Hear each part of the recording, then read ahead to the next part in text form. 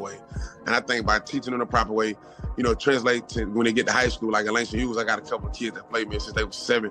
I mean, they're bona fide athletes right now, you know, headed to college. And one of them is Dontrell Glover, man. I love him. He like my kid. He like my kid, you know what I'm saying? And the way he works on and off the field, you know what I'm saying? Just that determination, that dedication that we put in from a baby, it paid off. Coming up next, we have an interview with Coach Keith from the OG Ducks. Matter of fact, he's on right now. Coach Keith, how you doing, man? Man, I'm good. Just at practice, you know, getting our final few practices in before we get down there to Charlotte and compete. Hey, Coach. Now, what made you start the OG Ducks? About 14 years ago, I actually got kicked out of my league for hosting camps in the off season for $1. That we couldn't talk to the kids, so they kicked me out my league, and I was with the Corona Panthers. And so I took my team to another league and told them, hey, if you let me in with this one team, I'll bring your whole organization the next year. And what happened was halfway through the season, my organization kind of left me out to dry. So then at that time, I had J.J. Taylor, who plays for the Houston Texans. We were trying to figure out who he wanted to be, and that's right when Oregon started kind of popping off with all the uniforms. So we chose, the kids chose to be they wanted to be the Ducks. That's how we started the Ducks, and I liked it at the time. It wasn't too many teams that was the Ducks at the time when we did it. Obviously, you know Cam Newton and the player he was on the field.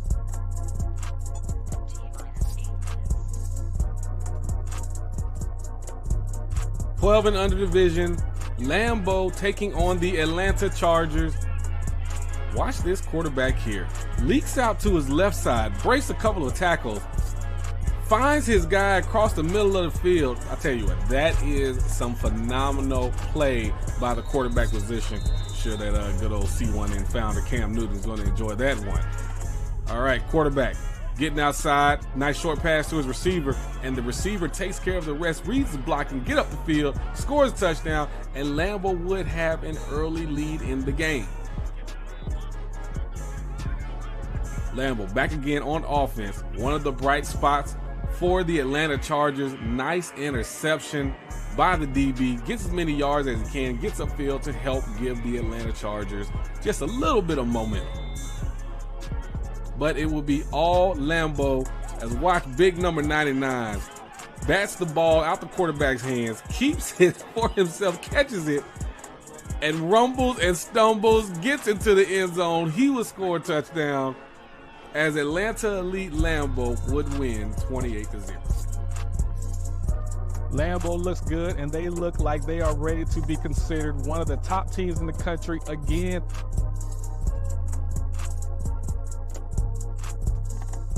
If you could, just give us a rundown on what's going to happen when they see your team on the field. Yeah, we're expected to dominate down in Charlotte. You know what I'm saying? We're looking forward to it. Cam event, man, which, you know, Cam is he's very supportive in the organization, ATL. I mean, I love my guy. You know, I raised him. You know what I'm saying? It's my dog. You feel me? So, you know, him bringing his babies back to my organization was big for me, man. Like, I would definitely appreciate it.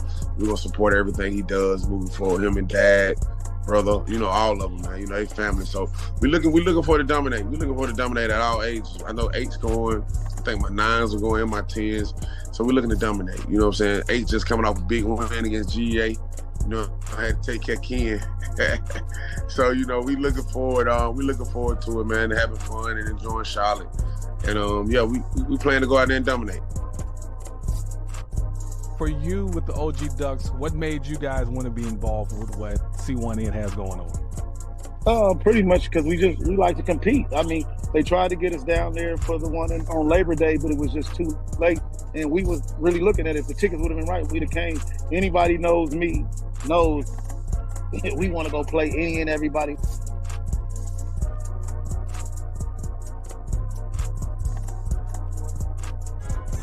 .703 taking on Watkins Hornet, and 703 would come out firing. Let's watch the receiver here. Breaks a couple of tackles, catches the slant, and he is up out of there as 703 would get on the scoreboard early. Watkins Hornet would answer, though, later in the game, finding their big receiver over the middle of the field. as not a DB would be in sight, as the Watkins Hornets would get into the end zone, and this number 18 would have a great day on him. 703 responding though. And again, we said they would get the lead early and not look back, as their passing game was rolling for them. Had a couple of big runs too, but they would get the lead.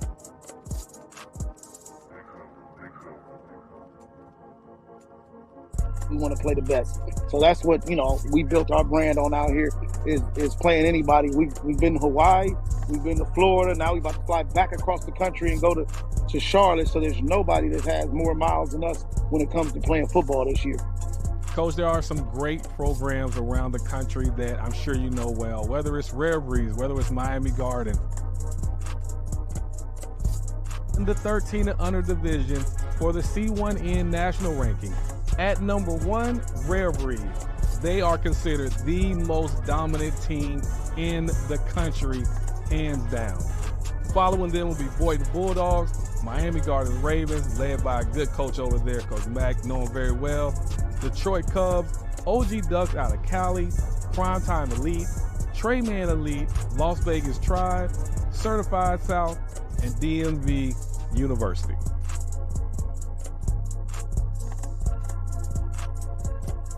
Look, man, you play football, right? You had a couple of good days that people got a chance to see.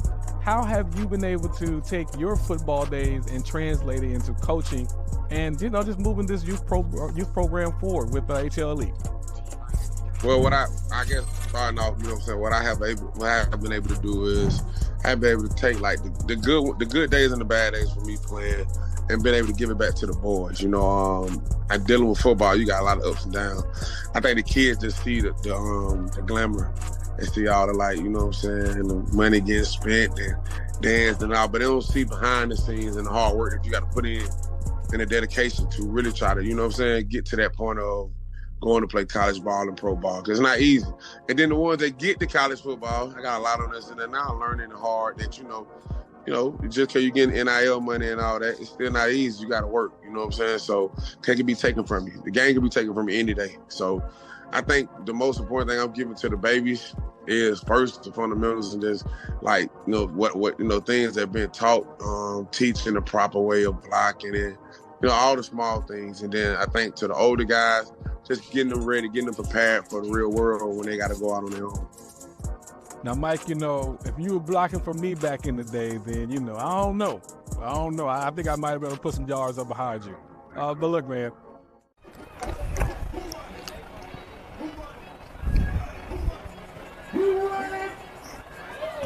All right. Looks like the captains have taken the field. We're going to be underway in just a few moments. And hi, I'm Freddie Flowers. I am here at Johnson C. Smith University at Eddie McGirt Field.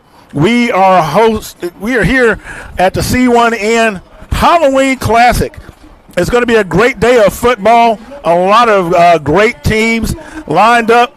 I'm going to give you today's lined up, and starting out with the ATL Elite Voodoo versus the MAC Dolphins. That's the first contest of today's lineup.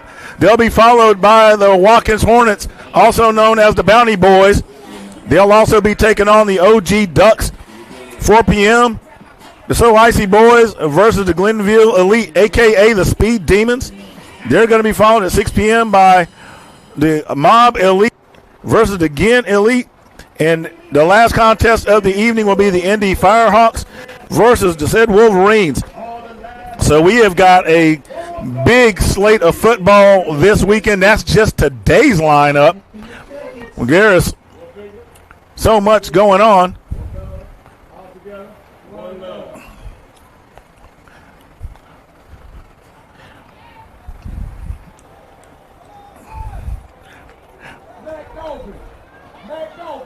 And so we are getting underway at the part of us. They got us a little bit off guard. That's okay. But it's a great day. It's beautiful fall weather. You couldn't have asked for a better situation weather-wise to watch a football game. And now I do not have a full roster for the Voodoo, so we're just going to call their numbers. The Dolphins are in the teal and white. The Voodoo in the yellow and white.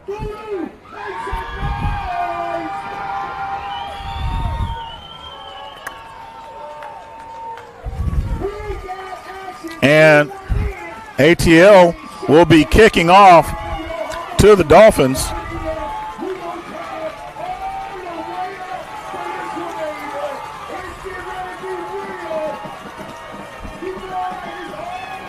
And so we're about to be underway in just a few.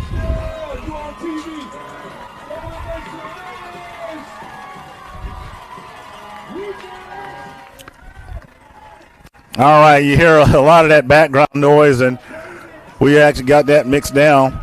But let's go into this weekend's lineup once again. Today's game leads off with the ATL Elite Voodoo versus the Mac Dolphins 10U. As I mentioned earlier, the Watkins Hornets, a.k.a. Bounty Boys, 12U, will be taking on the OG Ducks 12U. The So Icy Boys 9U versus the Glenville Elite Speed Demons will be following them.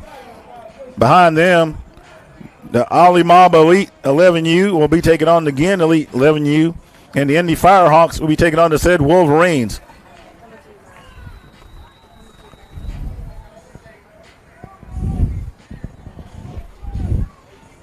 So I'm going to take off the old bifocals there.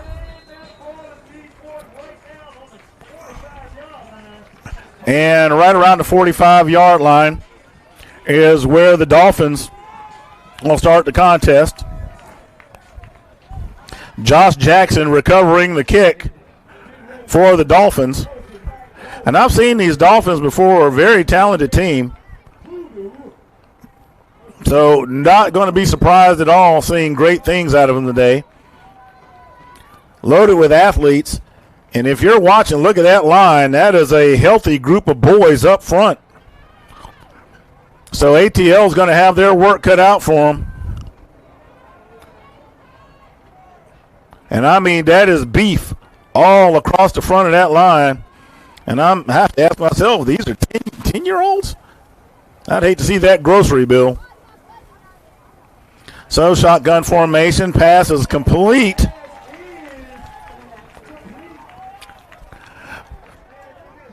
So Denard Gamble gets the pass complete to Jace Jenkins. That's going to net 3 yards. It'll be 2nd and 7. And got movement up front, so the ball is at the 38. But that is going to be offsides against the defense. So a 2nd and 7 will now turn into a 2nd and 2. And the ball will go to the 43-yard line.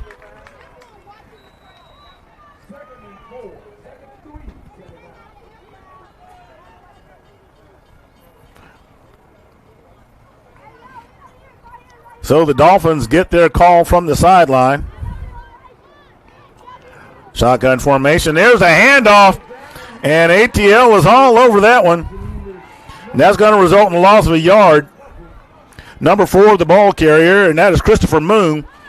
He's going to be met by a sea of yellow jerseys. So that'll bring up 3rd and 3 for the Dolphins. So they remain in shotgun formation, single man in the backfield, 4 wide. They got 3 to the right, 1 to the left. There's the snap. QB rolls out to his right and throws a rope to number 5. He'll have a first down before he gets bopped by number 10. Houston Allison catches the rope from Gamble, and the ball goes to the 49-yard line. Dolphins immediately get in formation. Number 12 goes into motion, and that is Josh Jackson. QB calls him back. Fakes the handoff, but ATL is not buying. So let's see where the spot is. They're going to spot him just short of the 50. Maybe they're just going to put him there. And that's where QB1 gets to. Gamble is going to get to the 50-yard line, so it'll be 2nd and 9 for the Dolphins. 7:27 remaining in the first quarter of play.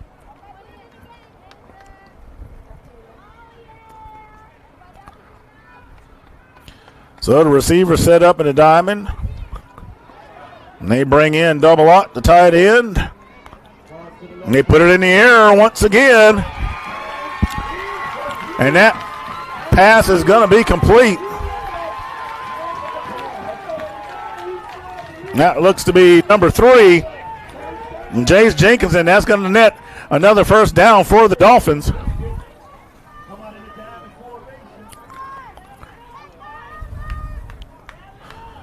So that ball sitting at the 38-yard line. Dolphins putting together a nice drive. And really that aerial attack of theirs is proving to be impressive to open up the contest. So this time they're going to go 4 wide to the right. Got the extra blocker to the left, but here comes ATL, and they're going to miss some tackles.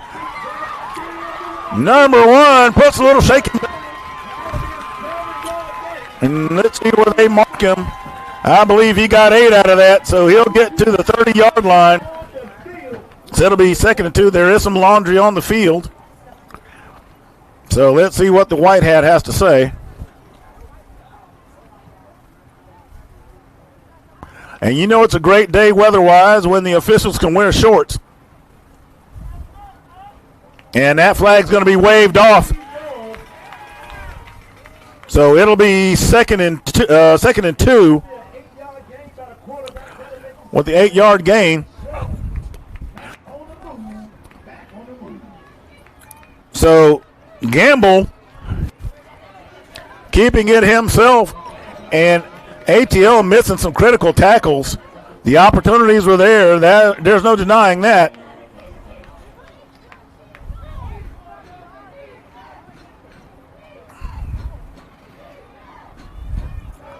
So 4-man front. And they're basically in a 4-4.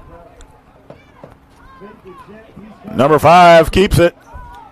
And he's eventually going to be dragged down by a couple of players. So it's going to be a first down.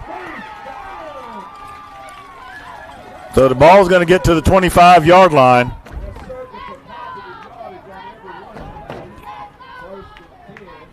The Dolphins looking very efficient in the first drive of the contest. 3 wide. Number 3 goes into motion. Comes back.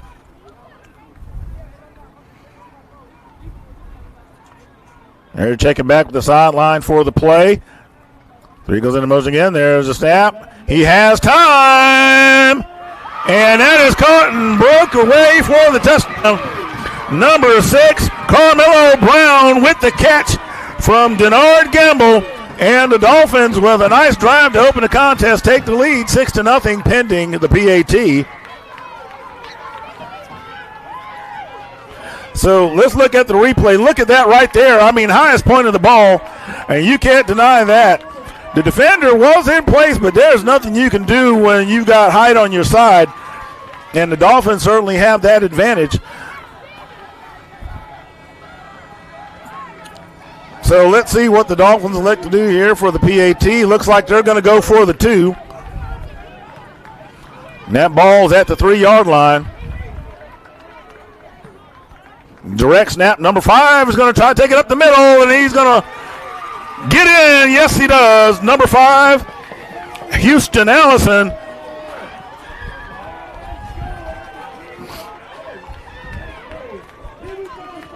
So they're showing a 1-point conversion. And fans, you got to understand, different leagues, different rules. So if it's just 7 is what it is, because the ball was lined up at the 3. And depending on where you're at, just for some clarification, fans, some places, if you at the 3, it's 2 points, and you line up at the 2 for 1 point. So either way, the Dolphins have the lead 7-0 here at Johnson C. Smith University at Eddie C. McGirt Field here at the C1N Halloween Classic. I'm Freddie Flowers, your voice of the C1N Classic, and we're glad to be here with you on a beautiful sunny day here in Charlotte, North Carolina.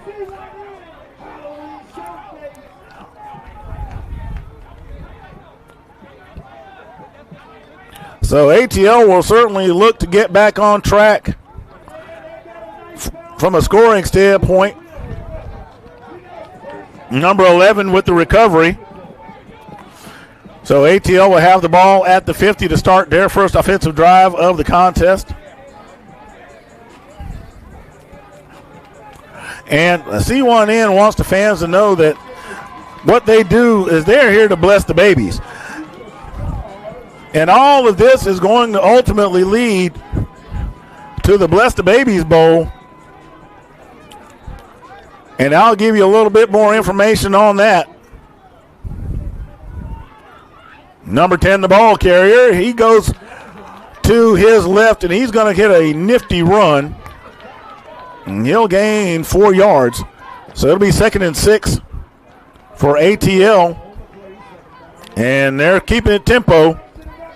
Number 10 doing it once again, and he is staying on his feet. Nice move. I almost said Miami, but neither way, the Dolphins try to strip the ball, but he's going to get to the 35-yard line. So it's a first down for Voodoo.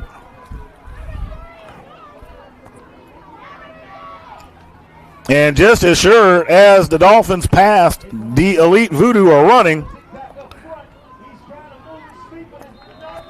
And there's a shoe on the field, it looks like. So it'll be 2nd and 8 after that effort.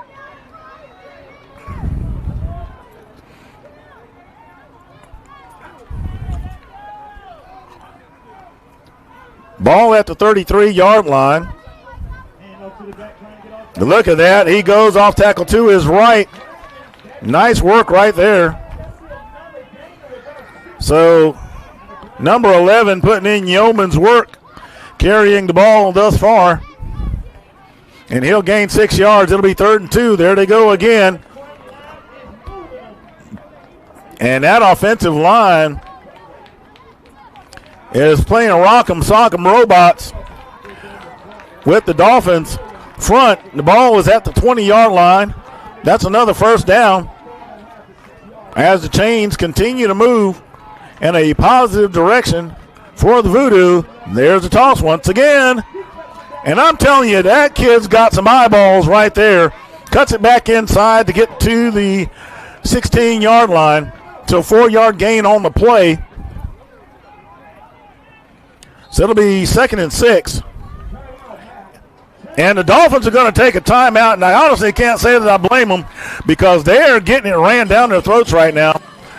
We're going to take a quick break, and we'll be right back to the C1N Halloween Classic here in Charlotte, North Carolina, coming to you from Johnson C. Smith University.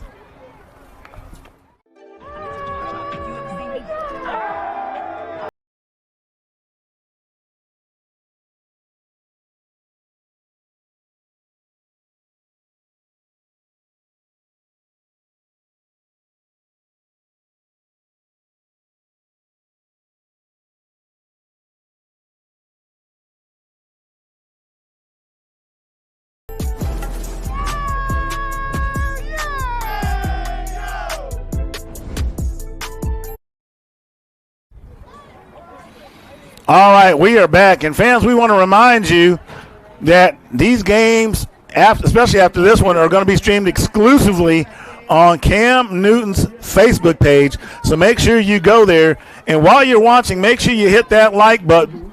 We certainly appreciate you sharing your time with us watching these games today.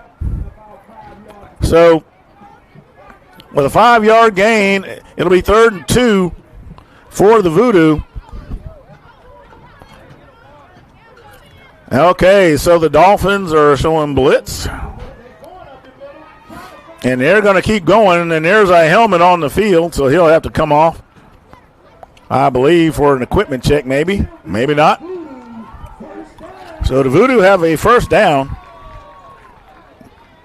So it is first and goal to go. The ball is at the 9-yard line. And ATL just doing what they want on the ground thus far. There they go. Look at that blocking. Look at that right there. And that is a touchdown for the Voodoo. Let's look at the replay on that. Now, I want you to watch the blocking on this. It doesn't get any more textbook than this. Patient running, following your blocks, and you go into the end zone clean. Watch this here. And he finds the seam, and number 11 is just going to go, and he has basically ran the field on their first offensive series. So, and they're going to kick the field goal. How about them apples? Let's make sure we catch that one. He gets it up. Oh, it's no good. He had enough distance on it. It had enough height. But you know what? I want you all to keep an eye on the fact that they actually tried to kick that. That can become a factor in the game, because if they are, say, down by a point, or if they're within striking distance and doesn't make sense to maybe run it, you know, a lot of times you'll find out, you'll get surprised. You'll find out that kid has a lot more leg than you think. And I've seen it happen, so I wouldn't count it out. It's also nice to know that these coaches are developing that kind of play. That's not something you typically see at the 10U level, but it is a great thing to see when the coaches are implementing it into the game, because kicking can win you some. And you may as well have it in your repertoire if you want to use it.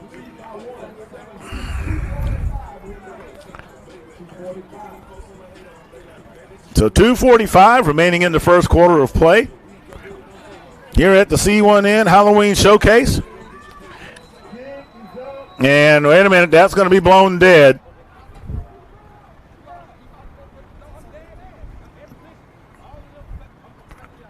So that one's going to be re-kicked. And they were probably offsides.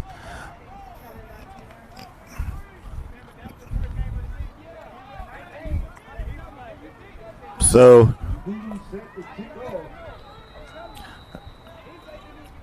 number 15 set the kickoff for Voodoo.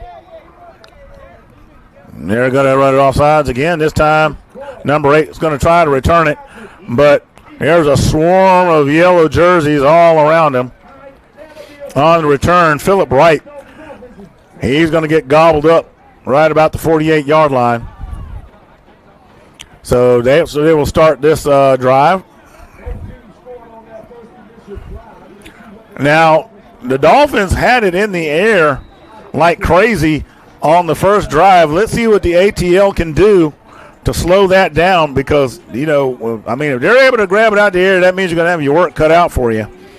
So let's see what defensive schemes they can come up with. So, and we want to remind you, fans, that there is another event coming up from December 2nd through the 8th, and more details are to come, but we want to be aware of it. The C1N Bless the Babies Bowl coming from Rockledge on the Space Coast. So keep your eyes peeled for that event coming up. And there is a flag on the field. So we got to delay a game against the Dolphins. So that'll cost them 5. And it'll be 1st and 15. So the ball will go to the 43-yard line. It'll be 1st and 10. Shotgun formation. And they're looking to put it up in the air. And they've got him under pressure. And he's going to have to get rid of it. And so it looks like he did get up. No, I think they're going to call him on grounding. I thought he might have got out of the tackle box. There it is, intentional grounding. And the unfortunate thing with grounding is that ball goes pretty much where the foul occurred. And so there's a huge loss of yardage that comes with that. And I'm going to tell you, if the defense can bring that kind of pressure, you know, it can wreak havoc. So they're going to go all the way back to the 25-yard line. And it's going to be first, and I'm just going to call it an eternity, because it is a long way to go at about 23. So it's second and 33 for the Dolphins. I had to get out my abacus there because that is a long way. Pass complete to number 2. Corbin McMullins gets the grab from Gamble.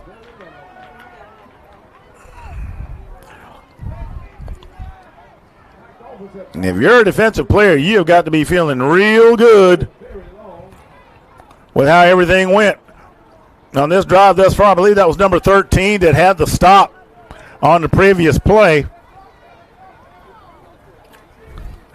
So we're about to hit a minute remaining in the first quarter of play.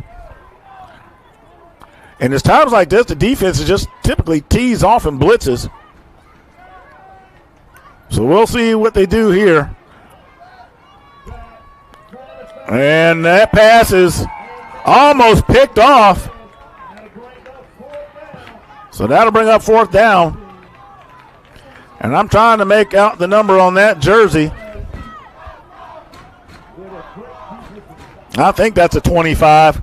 That yellow is tough to see with the sun on it.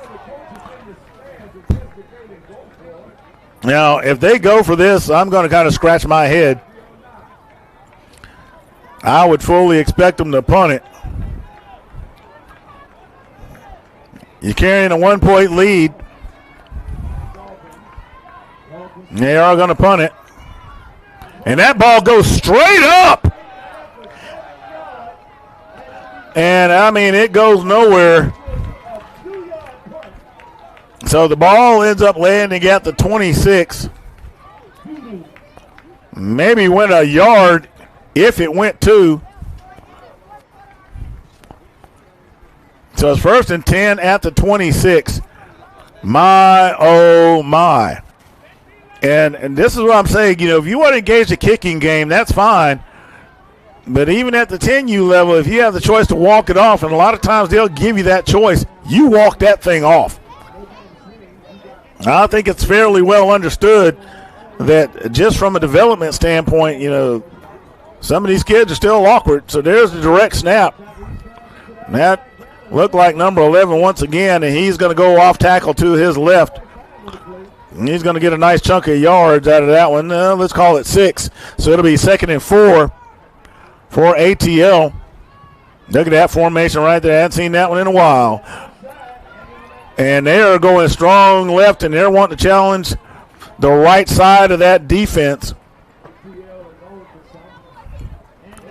And that's the 1st down for ATL. The ball goes to the 15-yard line. And they don't change. Hey, run what you brung. This time they go to the right. And number 10, got to give him credit. He gets back there, and that's Jace Privet. So that play gets back to the line of scrimmage. And that's going to do it for the first quarter. 7-6. We got a tight one here at Johnson C. Smith University at the C1N Halloween Classic, coming to you from Charlotte, North Carolina. We'll be back in just a few.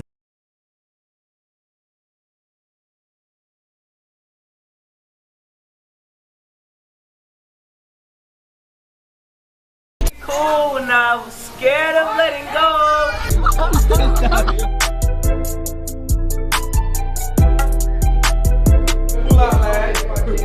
I won.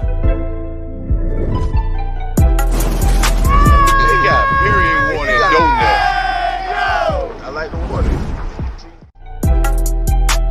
They got period warning donuts. I like the water. True meaning of ghetto bullshit.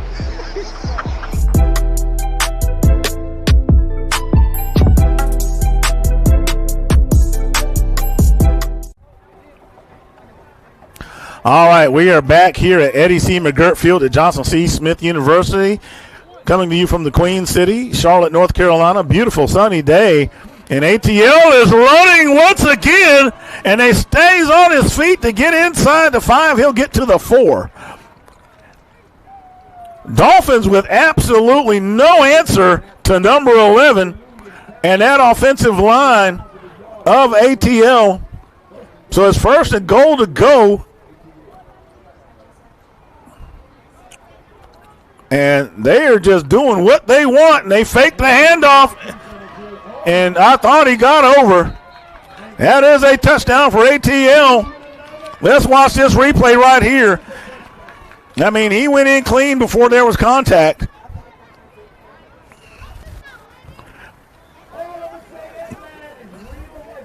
So number 10 fakes it to his left and goes in, puts that head down, but he's across the goal line before contact is actually made.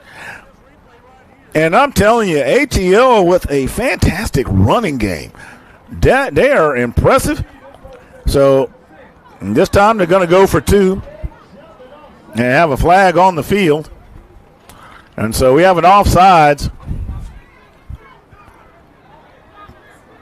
So half the distance to the goal, and guess what? That does not change the fact that this is a 2-point play. They were going for it from the 5. They just made it easier for him. He's tripped up. Maybe the turf monster got him. So let's see. Somebody's got their hands up. They're discussing it. Let's see. The officials are talking about it. Wait a minute. One official saying he made it. Another one that said he didn't. There's 3 of them down there still discussing it. The white hat going over to talk about it. So before we call that one, let's see what they say. And the official to what we would call the near side of the field, that's the press box side, is saying he made it. And they're discussing it, and they're saying it is no good, so it's been confirmed. So it will be 12-0. 12-7, pardon me. 12-7. Should be 12-7 because they missed the field goal on the first attempt, and this PAT was no good. So 6 equals 12. So they'll have to straighten that one out.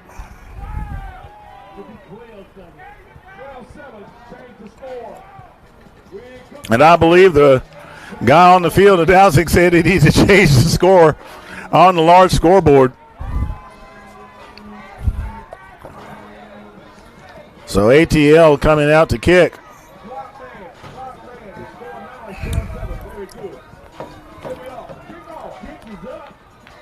And that kick is going to be downed at the 41-yard line. Number 4, Christopher Moon getting on top of it. So ATL able to slow down the passing attack of the Dolphins. However, the Dolphins have not been able to do anything with the rushing attack of the elite Voodoo. ATL having their way offensively from that standpoint.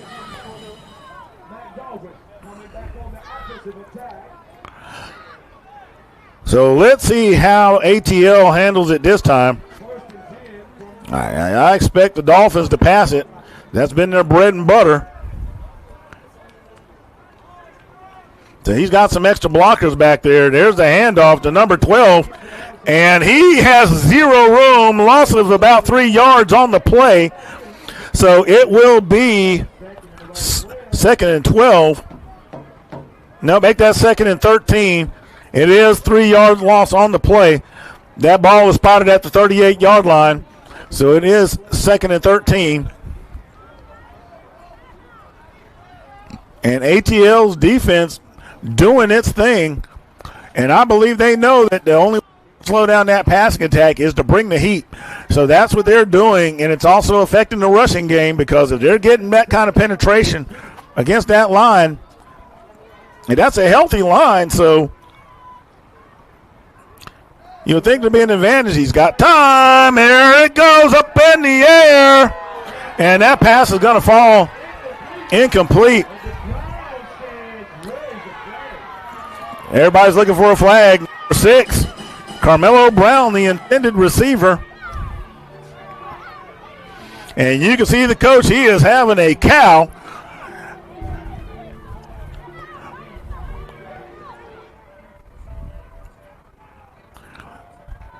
And understandably so. That was probably about as tight a call as you could make.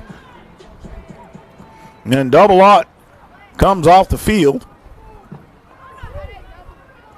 as they move players in and out. I believe at this point what the Dolphins need to do is figure out a way to keep their quarterback from being under pressure. And ATL's not buying that at all. So more yards lost, another 2 yards at that. So now it'll be 4th and 15. And ATL's defense has not just simply come to life, they're coming to dominate thus far in the contest. After the Dolphins put together a really nifty drive to open up the game.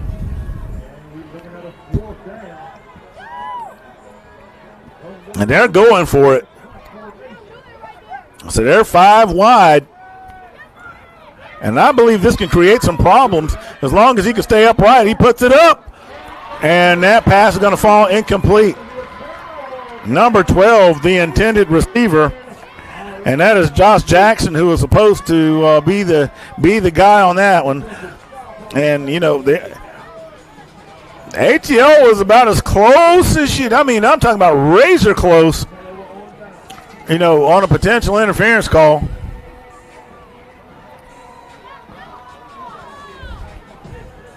So now that you've got this situation here where ATL has taken the lead and they have been unstoppable running.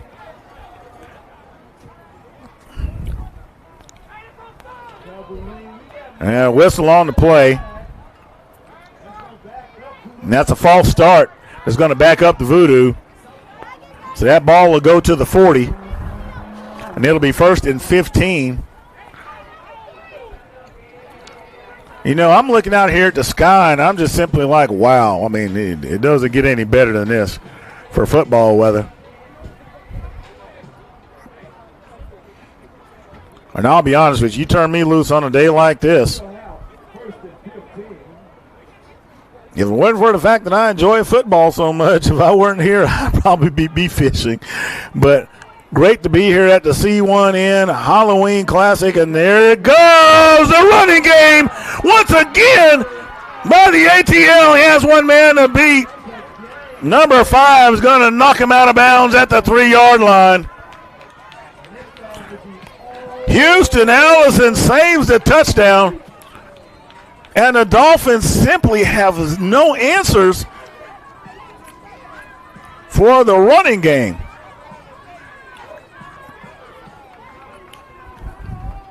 And I've seen this Dolphins team before. They're not one to get run on easily. And here they come, and there's the seam right there. I mean, just number 11, once again, I've been calling his name all day long. And I wish I had a Voodoo roster so I could do that. Let's watch this. I mean, he goes in so clean, he'll say, hold the laundry. Don't need the detergent. Watch this here. Look at that blocking. I mean, look at that. I could have drove the team bus through that hole. So I think they're going to go for 2 again. So let's see if they line it up at the 5. Nope, they're going to go for the 1.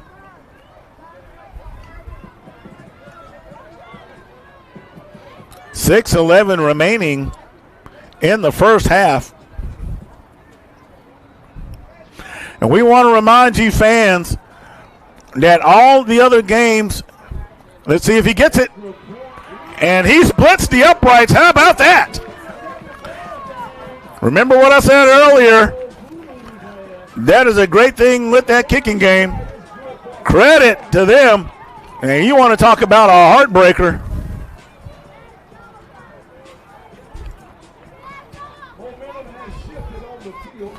So ATL looking like they want to run away with this one with 6:11 remaining in the first half.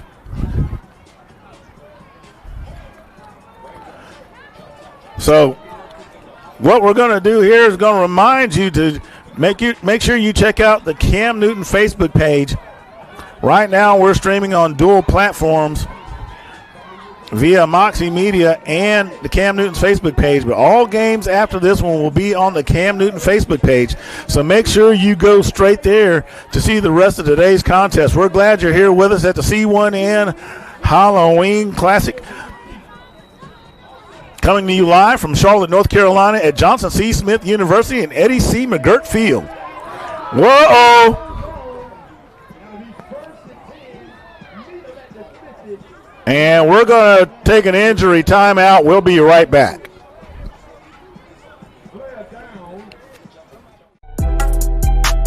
They got period water and donuts. I like the water. True meaning of ghetto bullshit.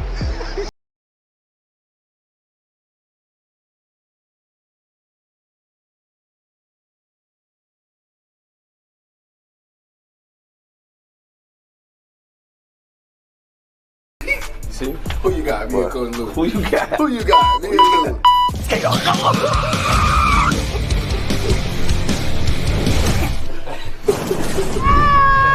at Golden Corral. We're feeding the children. Everybody got to eat, so they can leave me alone. With the OG Ducks, what made you guys want to be involved with what C1N has going on? Pretty much because we like to compete. I mean, they tried to get us down there for the one on Labor Day, but it was just too late. And we was really looking at it. If the tickets would have been right, we'd have came. Anybody knows me knows we want to go play any and everybody. All right, fans, we're back, and the player down there has been shaken up pretty good. Coach is checking him out.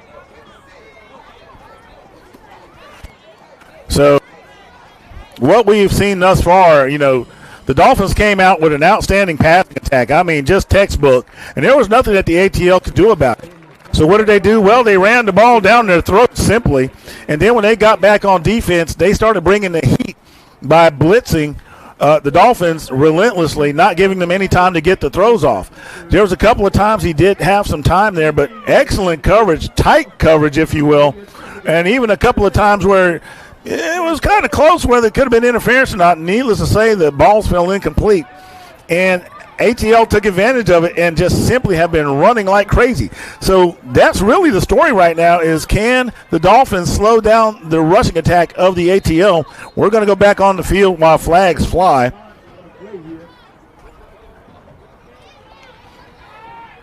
And it looks like a delay of game against the Dolphins.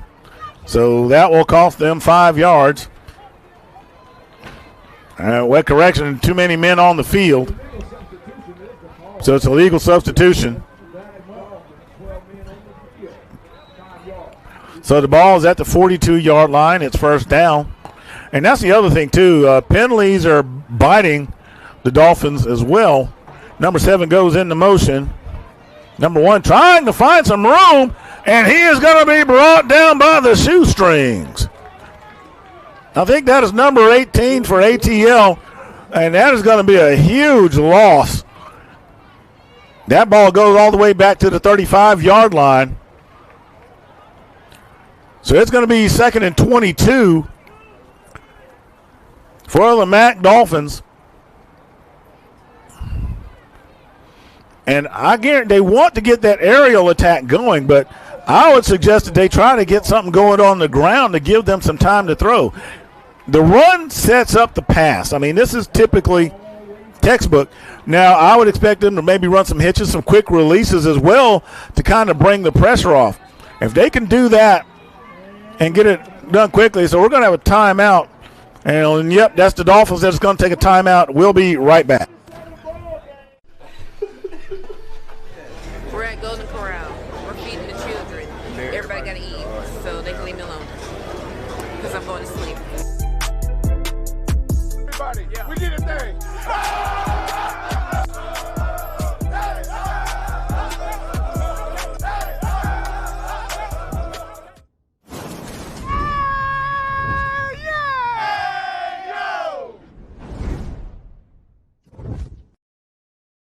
You have guys now in the college ranks. You have guys doing well in high school. Kind of that is your forte, right? You tell me about coaching the offensive line and coaching the young kids and making sure it translates. The most important thing is, like, I've been able to teach babies how to block their proper way.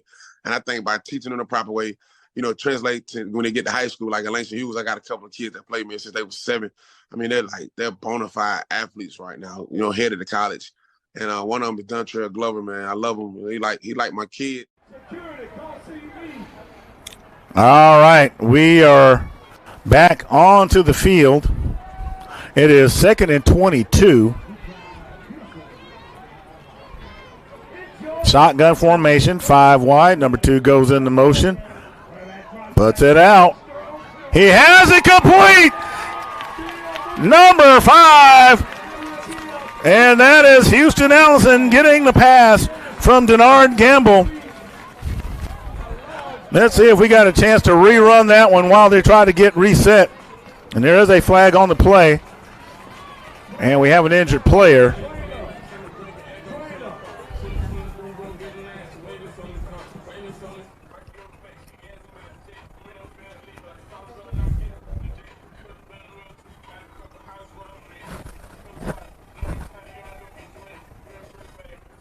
And there's discussion on the field. Let's see what the White has to say. Personal foul. And that is a chop block. And that's going to, basically, which is, when you're on defense, you typically don't see that. So that's going to tack some more onto that, and that ball's going to go to the 25-yard line. Or I'm sorry, pardon me, it was roughing the passer. Roughing the passer. Stay corrected. Now that I've caught up with myself, and fans, we want to thank you for hanging out with us here on the beautiful Saturday afternoon online. Make sure you hit that like button, ring that bell. Remember, all games here at the C1N Halloween Classic will be on the Cam Newton Facebook page after this contest. So be sure to go to the Cam Newton Facebook page. Real easy. Go to Facebook, do a quick search, Cam Newton. It'll send you right there. Click on that, and you will have some of the greatest football action you can see out of these young guys. There's that quick release I was telling you about. That goes to number 2, and he's going to keep bowling his way, and he gives a ticket to some ATL players who want to go for a ride. He'll get to the 13-yard line. So that'll move the sticks. It'll be another first down for the Dolphins. So the Dolphins keeping it spread out, and it looks like they have found the answer.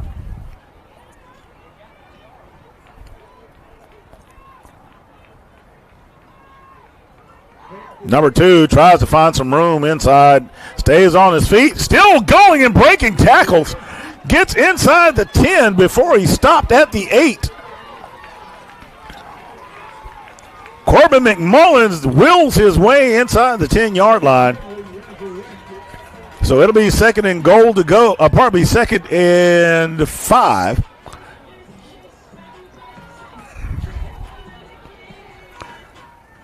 They do spot it at the 9.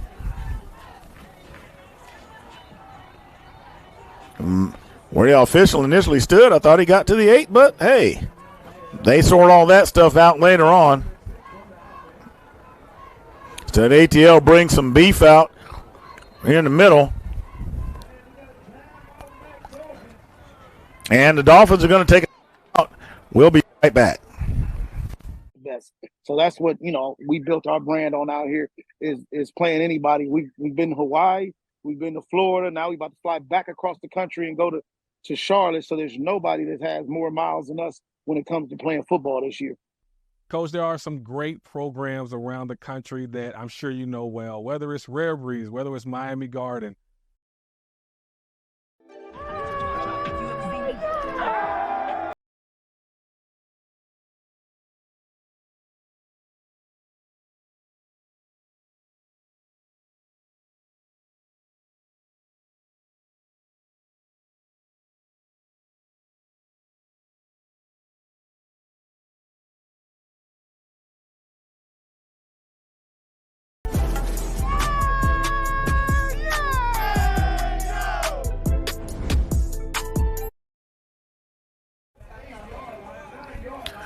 All right, we're back. And the Dolphins threatening. It is 2nd and 5. The ball at the 9-yard line. The Dolphins offense has come alive after ATL's defense basically shut it down for most of the first half. Number 1 trying to find some room, puts it up, and that pass is caught. That is complete, and that is a touch. That is a touchdown. Number 5, Houston Allison, has proven to be a go-to guy for the Dolphins. So let's watch this. I mean, he puts up a rainbow. So Gamble rolls to his right, throws it up, and the defender not in a bad position, but just nothing you could do, and that was just athleticism by Allison to get that ball.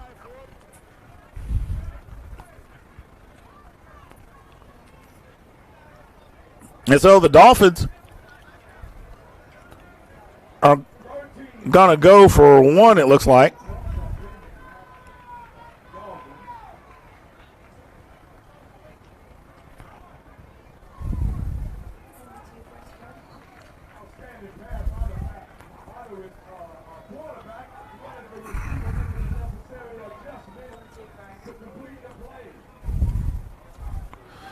So there's going to be a direct snap to number 5. And that ball is loose and stays on his feet. And he's just going to get wrapped up ultimately. There wasn't a whole lot he could do there. You can't blame Houston Allison. He's got to come out right from the center. But they are within 7 with 2:43 remaining in the first half of play. Dolphins trailing the Elite Voodoo 20-13.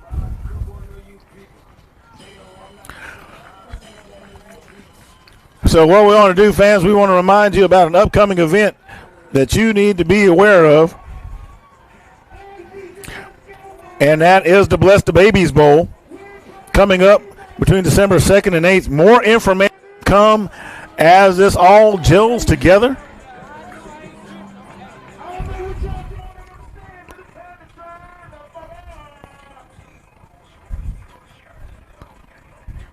And, of course, the last thing you want is a penalty on a kickoff that sets you back. And that's exactly what happened. So the Dolphins are effectively kicking from the Voodoo's 45-yard line. And if he can get enough leg on it, he can pin them deep. So it takes a hop. Number 11 on the stop for the Dolphins, bringing it back. That is number 10 for the Voodoo. Maddox Hines with the tackle. So it's going to be 1st and 10 from the 37.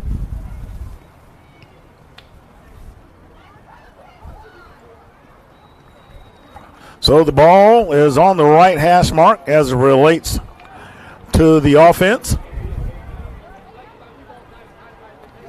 They take to the sideline, or look to the sideline, I should say, to get their play.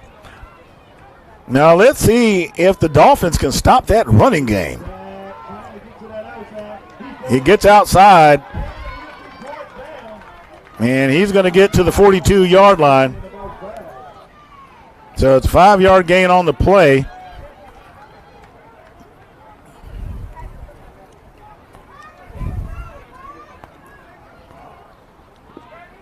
So another nice run by the Elite Voodoo of the ATL. And this time they put it in the air. Well, you know, when you try a different recipe, it doesn't always work. And it didn't work then. So they're going to lose yardage on that play. Matter of fact, they may have gone, yep, they're right back to the original line of scrimmage. So it's going to be 3rd and 10 from the 37-yard line. And I would hazard in this case, they're probably going to run where they brung. They are in effectively a jumbo set. Plenty of blocking. He stays on his feet, still on his, my goodness. He gets to the 40.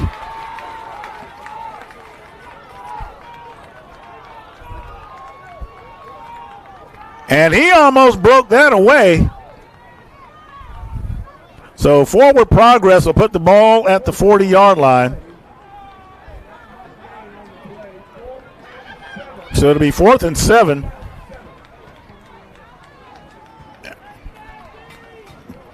So this will be interesting here because, I mean, their defense has been playing confidently except for, dealing with the pass.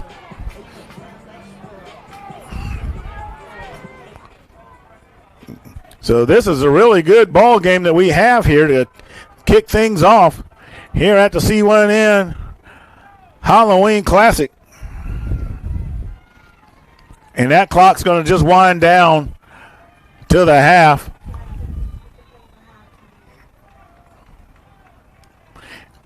And ATL is going to take a time. So some quick takeaways for the first half. Now let me grab my spectacles. Looking at this game, when it opened up, I mean, the first thing you ask yourself is, my goodness, can anybody stop the Dolphin pass? And when you look at it and you say, okay, are they going to be able to stop the Dolphin pass? The first thing you tell yourself is maybe not.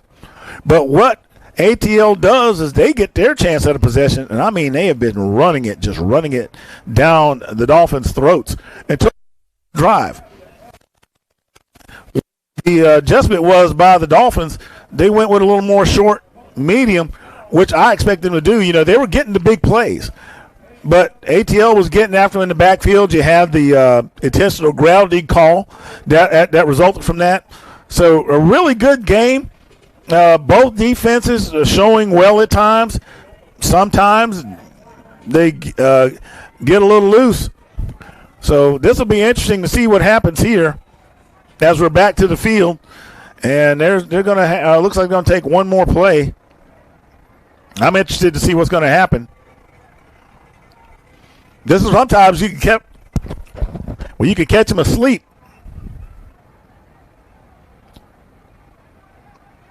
And I bet that's what they're trying to do, but that doesn't work.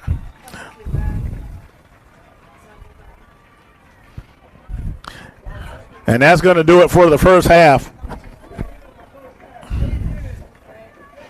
So it's 20-13. We've got ourselves a ball game. The coaches are going to tell them, hey, we got to work on some things from a defensive standpoint. The run game is the one thing that the Dolphins have got to figure out a way to get contained. If they don't get that running game of the Voodoo Elite contained, it is going to be a long afternoon. But on the flip side, the passing game of the Dolphins. I mean, their name is the Dolphins, and, it's reminding me of when Dan Marino was back there of the Miami Dolphins, and they're just throwing it all over the place.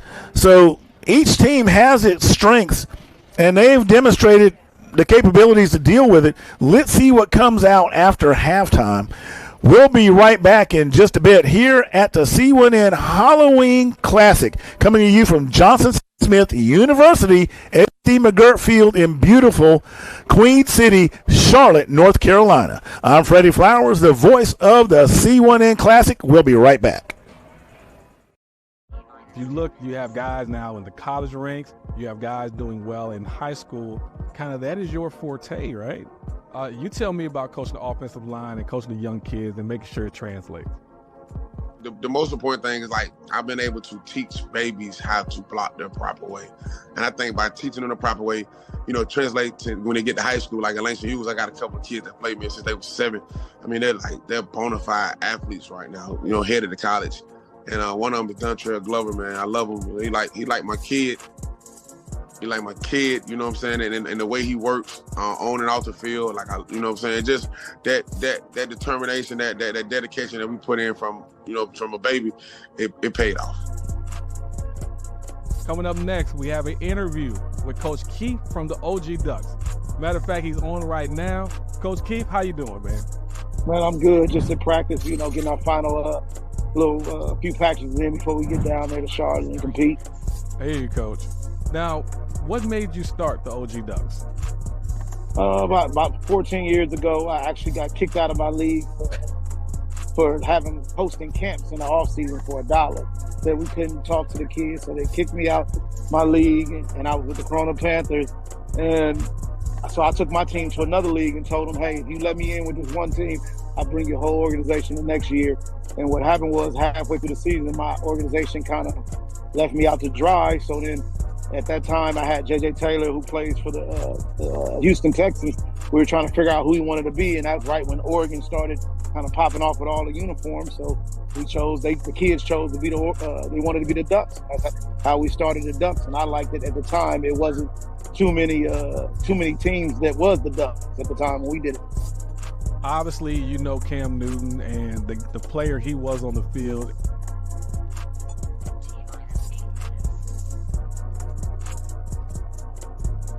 #12 and under division, Lambeau taking on the Atlanta Chargers. Watch this quarterback here. Leaks out to his left side, breaks a couple of tackles, finds his guy across the middle of the field. I tell you what, that is some phenomenal play by the quarterback position. Sure that good old C1N founder Cam Newton is going to enjoy that one. All right, quarterback getting outside, nice short pass to his receiver, and the receiver takes care of the rest, reads the block, and get up the field, scores a touchdown, and Lambeau would have an early lead in the game. Lambeau back again on offense, one of the bright spots for the Atlanta Chargers. Nice interception by the DB, gets as many yards as he can, gets upfield to help give the Atlanta Chargers just a little bit of momentum. But it will be all Lambeau as watch big number 99 bats the ball out the quarterback's hands, keeps it for himself, catches it, and rumbles and stumbles, gets into the end zone. He will score a touchdown as Atlanta Elite Lambeau would win 28-0. Lambeau looks good, and they look like they are ready to be considered one of the top teams in the country again.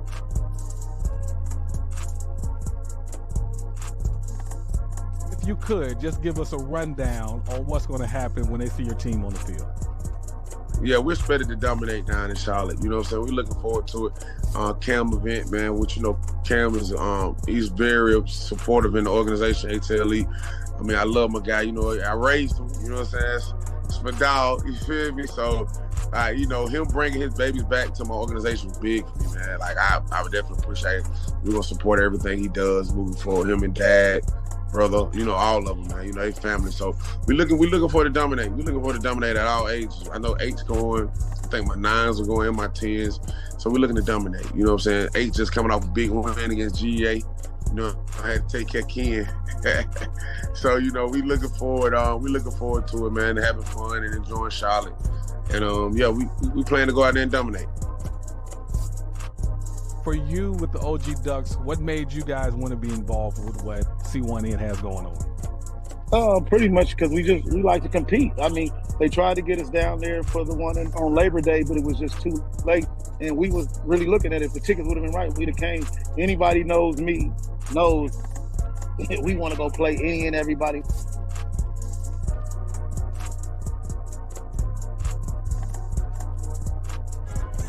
.703 taking on Watkins Hornet, and 703 would come out firing. As watch the receiver here, breaks a couple of tackles, catches the slant, and he is up out of there as 703 would get on the scoreboard early. Watkins Hornet would answer though later in the game, finding their big receiver over the middle of the field, as not a DB would be in sight as the Watkins Hornets would get into the end zone, and this number 18 would have a great day on him. 703 responding though.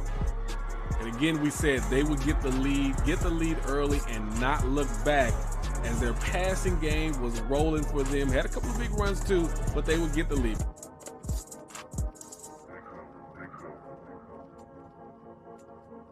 We want to play the best. So that's what, we built our brand on out here is playing anybody. We've been to Hawaii, we've been to Florida, now we're about to fly back across the country and go to to Charlotte, so there's nobody that has more miles than us when it comes to playing football this year. Coach, there are some great programs around the country that I'm sure you know well, whether it's Rare Breeze, whether it's Miami Garden. In the 13 and under division for the C1N national ranking, at number 1, Rare Breeze.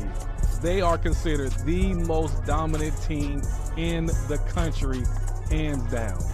Following them will be Boynton Bulldogs, Miami Garden Ravens, led by a good coach over there, Coach Mack, known very well. Detroit Cubs, OG Ducks out of Cali, Primetime Elite, Trayman Elite, Las Vegas Tribe, Certified South, and DMV University.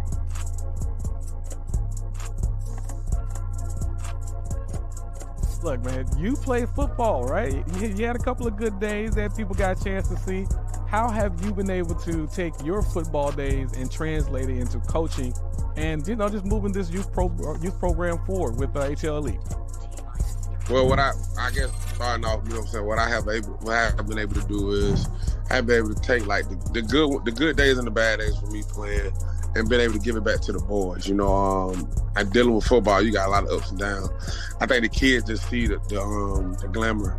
They see all the the money getting spent and danced and all, but they don't see behind the scenes and the hard work that you got to put in and the dedication to really try to, get to that point of going to play college ball and pro ball, because it's not easy.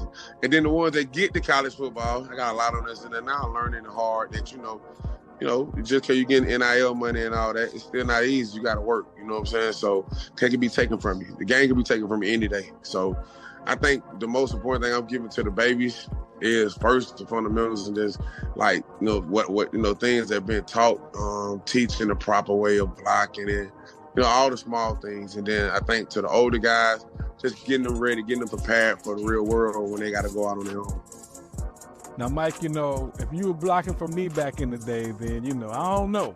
I think I might have been able to put some yards up behind you. But look, man.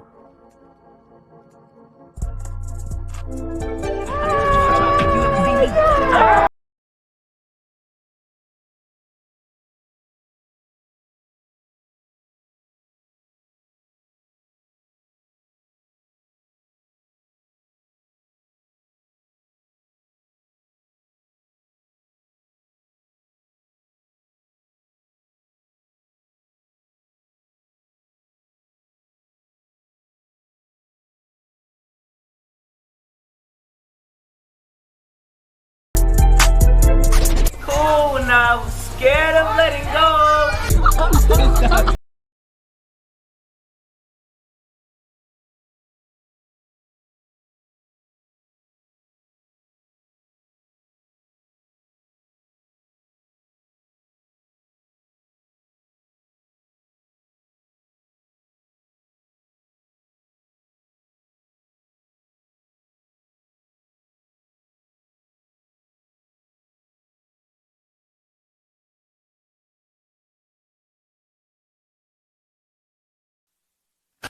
We are about to come to see what the adjustments are in the second half of the C1.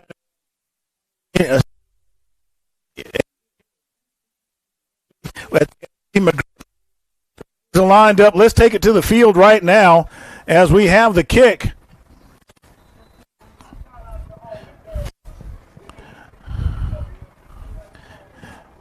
So we're going to find out what kind of adjustments both teams are going to make. One cannot seem to stop the pass. The other cannot seem to stop the run. Either way, we've got a 20-13 contest. And we're about to find out. The ATL Elite Voodoo has been able to do what they want on the ground. So here they go once again, and look at that. The Dolphins, I've noticed they've settled down. They're staying home and not getting too far out of their positions, and that's going to go a long way because the Voodoo has proven that they could get off tackle and rip them. So the ball is at the 49-yard line, no gain on the play. So it's 2nd and 10 for the Voodoo. Here they go once again. Short gain on the play of about 3 yards. So that'll make it 3rd and 7. The ball spotted at the 48-yard line for the Voodoo.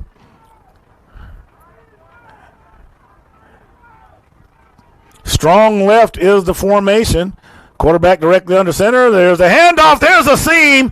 And you got to be careful, and these guys can run. Look at him carry the Dolphins to a first down. That ball's going to get to the 39-yard line. And those are the things that you got to watch out for. You got to be able to read the formation. They were in clear, strong left, so the right-hand side of the defense knows which way that ball is coming in general. But they took advantage of it anyway and moved the sticks. And here they come with the counter, and he only has one guy to beat. Number 5 hangs on to the jersey. That's a Voodoo first down, and they look like they intend to do what they've been doing, and that's number 10, it looks like, for the Voodoo. So it's 1st and 10, and that ball's going to go to the 22-yard line. Strong left once again, and they counter back to the right. And look at this. Unbelievable. They are just bulldozing, dogging, whatever you want to call it. ATL comes right out. That's number 20. Like I said, I really wish I had a roster with the names because these kids, look at that right there. Even I missed that one. That's number 8, number 0. Boy, those yellow numbers on that jersey is a little tough. That is number 8. And now they're 1st and goal to go. And offsides from all accounts. And that's what the call is going to be. So the ball will be half the distance to the goal. Not that you wanted to make it any easier.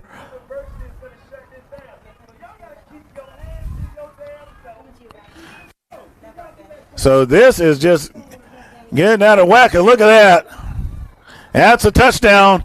And the Voodoo come right out at the beginning of the second half and said, fine, you got the score late in. And that's exactly what they did. And I just said they have got to be able to stop the run, and in turn, let's see if the Voodoo can stop the pass. And to mention, the Voodoo brings a kicker to the game. Let's see if that becomes a factor. The kick is no good. There's a flag on the field. And that's going to go against the Dolphins. And that's going to give a fresh chance to the Voodoo.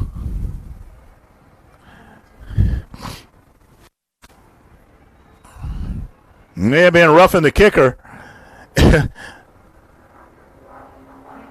He gets this one up, and he gets it in there. Penalties. The last thing you want is a penalty that's going to give the other team an opportunity to score. Well, that's what happened. So now it's 27-13.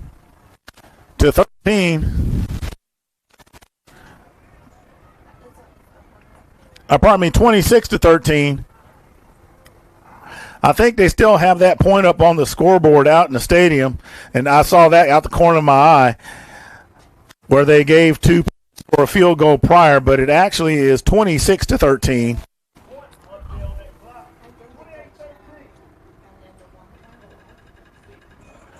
Okay, so we need to correct ourselves. So they just made a correction, and I think they may be giving them 2 points for the field goals.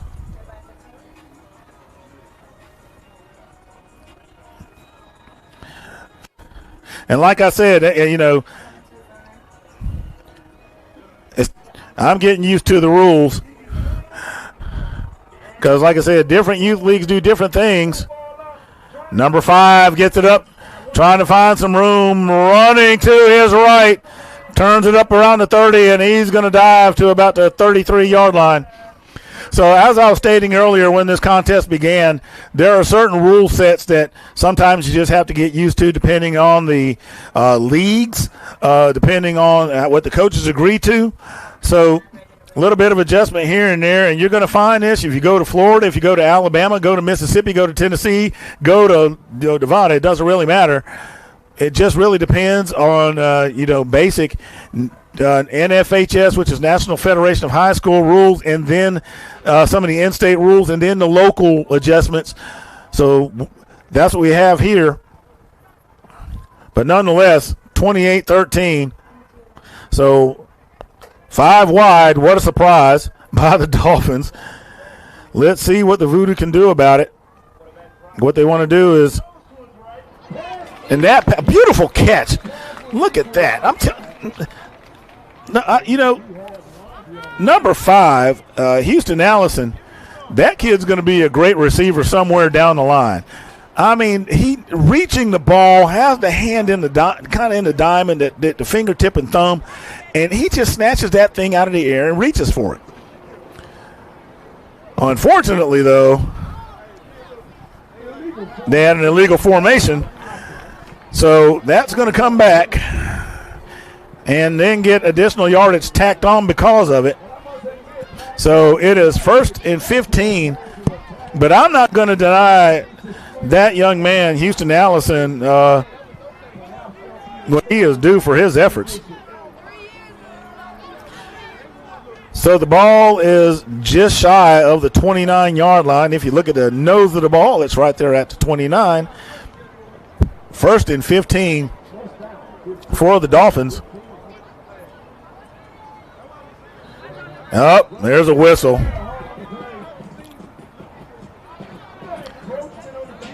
And that's encroachment. Looked like they are in that neutral zone area. So that makes it offside. So now it's going to be 1st and 10, and the ball will go to the 34. So back and forth, 4th and back we go here in the Queen City, Charlotte, North Carolina.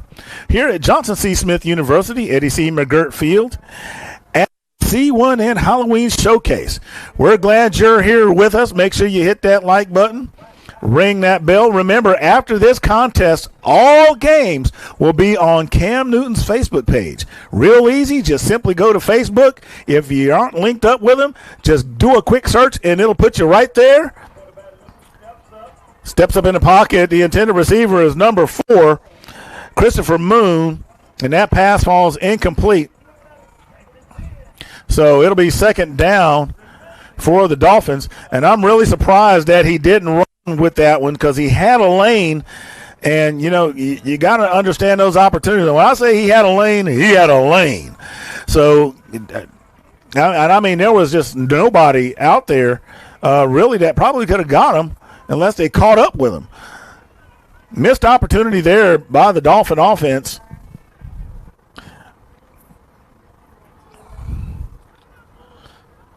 So they remain 5 wide. Here comes some pressure, and that pass is picked off by the Voodoo, and nobody's going to get him. Going, and gone.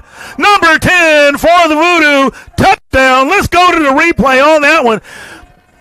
All that passing has finally came back to bite him, and he just read the quarterback. Watch.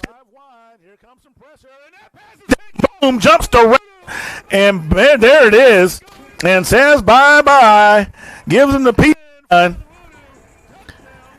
and turned into a bit of a runaway freight train with 6 remaining, 3rd quarter.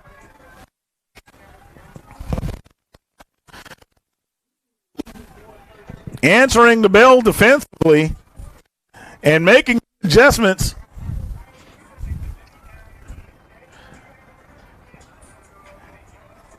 And the Dolphins appear to be a bit dazed and confused at this point. But I'm sure the coaches will get them settled down. And I've said it once, if I've said it before 1,000 times, in this sport, especially at the youth level, it ain't over till it's over. So what the coaches need to do is make sure that the players stay calm down. Let them understanding that there's plenty of football left to play. They're 10-minute quarters, so overall there's 16 minutes to go in this game. All they got to do is stay within themselves and seize the moments when they have them. Because what's happened is, the Voodoo have actually settled back a little bit and looking for those passes. So those are your opportunities to run the ball. And they need to go ahead and take advantage of that. When you get the defense settled back into what to expect, that's when you come with something different. So we'll see what the Dolphins do to adjust in that sense. And he gets it up, and it's not going to make it. So it is 30-14, 6:06 remaining in the third quarter here at Johnson C. Smith University, Eddie C. McGirt Field, here in beautiful Queen City, Charlotte, North Carolina. This is the C1N Cam Newton Halloween Showcase. We're glad you're here with us today on this beautiful sunny afternoon. I'm Freddie Flowers, the voice of C1N.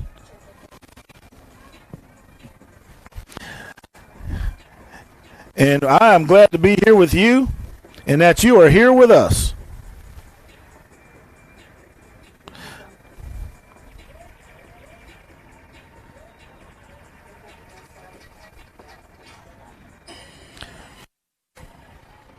All right, and in just a moment, we're going to have some rankings to share with you guys, watching the players get adjusted.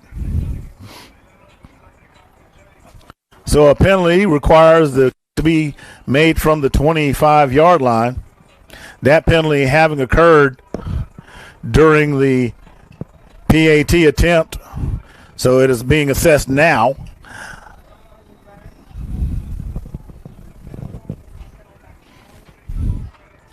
Generally a personal foul when you see it back 15 like that. And that's going to be down by number 22 of the Dolphins.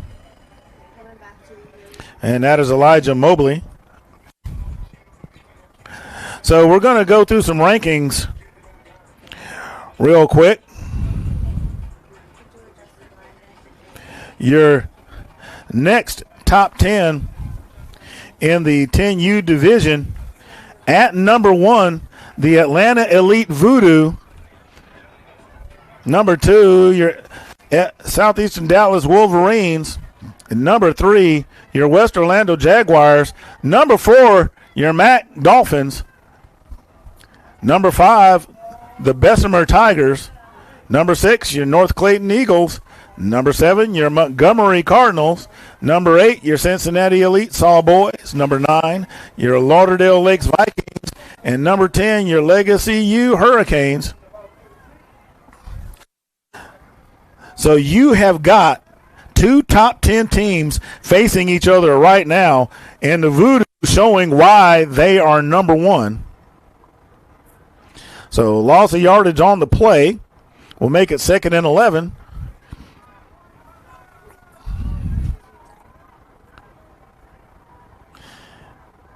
And that's the nice thing about this tournament. You've got the best teams in the country participating in this event. And we want to give those teams a big thumbs up and a big thanks for being participants. Thought there was a flag on the field. There was a glove.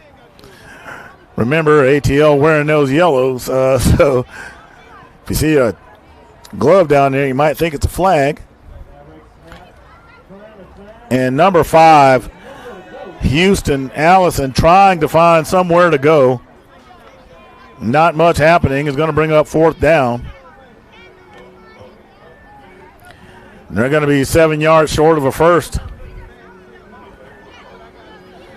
The ball is at the 41-yard line. So let's see what the Dolphins choose to do here. At this point, I would suspect they put it in the air. Running has been tough sledding against the Voodoo. So you got 4 receivers to the left. Number 1 tries, he puts it up. And that one is picked off.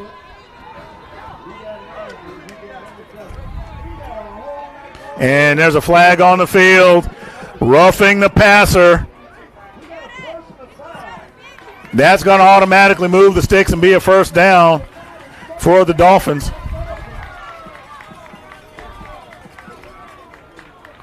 So clearly overshot the intended receiver, but because of the penalty, they're going to get a fresh set of downs and another chance. And they have got to find a way to stop that Voodoo front seven. Until they figure that out, it is going to be a long afternoon. And don't get me wrong, I mean, there's a reason that the Dolphins are ranked number 4. They didn't get that ranking by accident. So the ball is at the 26-yard line. They get a fresh set of downs. They go 3 wide, 2 to the right, 1 to the left, single man in the backfield, shotgun formation. He rolls out to his right, looks for the open man, puts up a rainbow, and he has it. Beautiful throw. Outstanding pass to number 3, and that is Christopher Moon. Gamble gets a second chance and redemption off the potential interception. And like I just said it, the Dolphins, there's a reason that they're ranked number 4. So we got 3:42 remaining in the third quarter. And like I said, this thing's a long ways from being over. So let's see what they do on the PAT. Ball is at the 3-yard line. They get in the huddle to talk about it. And I'm going to be honest with you. Games like this sometimes just come down to simple conditioning. That turf is toasty, even though there's a breeze and even though we're in the fall. They fake it. What are they doing here? And there's a pass and it's picked off. So that pass is going to be picked off. And that was intended for number 6, Brown. And, you know, the Dolphins, hey, they're going to live by the pass. They're going to die by the pass.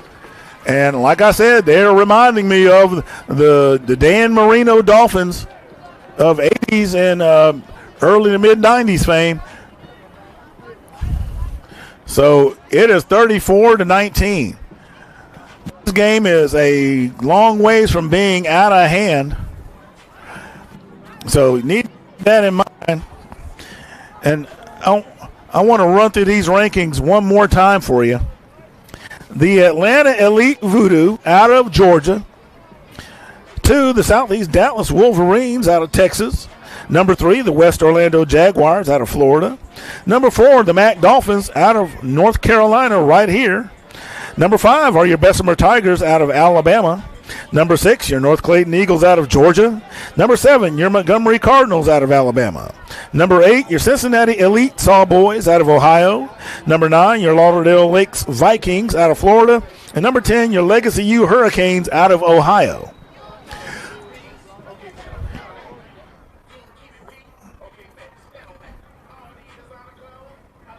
So that ball takes a crazy hop, but it's going to be down at the 50. So, you know, ATL has got to find a way to stop that run. That has just been something that they have just not been able to figure out the formula to. And I'm not sure how they're going to do it. One of the things they did right coming out, and they stayed home and they were patient to let the play develop a little bit rather than get out of position. One of the things they can't do is they can't just get beat on the blocks, and that's what's happening right now as they continue to run, this time off tackle. If we can get a replay on that one real quick, I will. It was textbook what we're talking about here. So here we go. So here they go. There it is. And look at that hole right there. That's what I'm talking about. Right there. There it is. So the Voodoo gets set. Now they're strong left. And there's movement up front. There is a flag, and it's going to be offsides against the Dolphins. The Dolphins trying to get ahead of that snap to, you know, take advantage because they're getting blown off the ball. I mean, I'm just being honest with you. We just looked at a replay.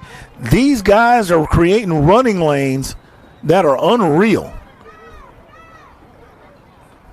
And I mean, look at that Voodoo line. And I mean, look at all of it. But they're blocking well. Watch how they step. And I mean, this is something incredible to see at the 10U level. And I say that, not that it can't happen, but, watch this. Look at that. I mean, look at what they're doing. And, I mean, he's able to just get behind somebody and go, and there's a flag on the field.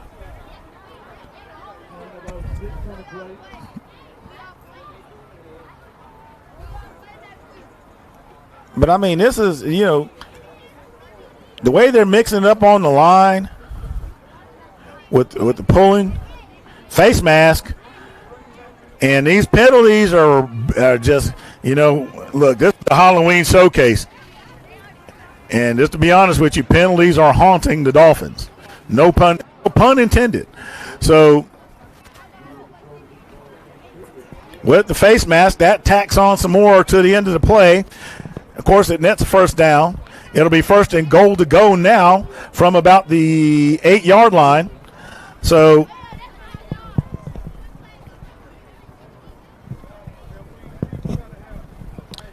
I'm not sure what the Dolphins will be able to do. And, I mean, that was a great shot from the field from behind the play. And look at that right there once again. And he's going to get to the 1-yard line. And on this next play, I'd like if our on-the-field camera can just simply watch from behind and watch what that line does.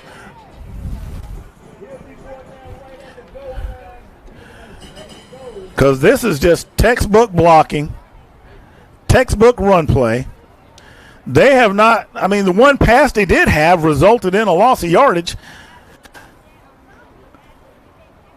And we're about 140 remaining in the third quarter.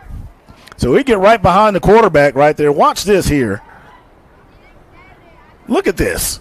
I mean, and it's a touchdown.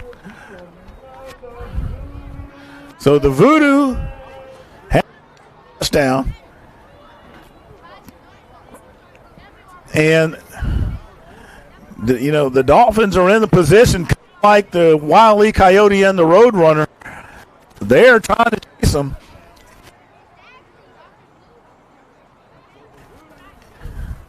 Anything can happen in these games. But, now they're going to have to start making some hay. There's a kick, and it's good. So it is 42-19. So you got a 23-point spread right now. But all you need, like I said, 3 scores can happen real quick.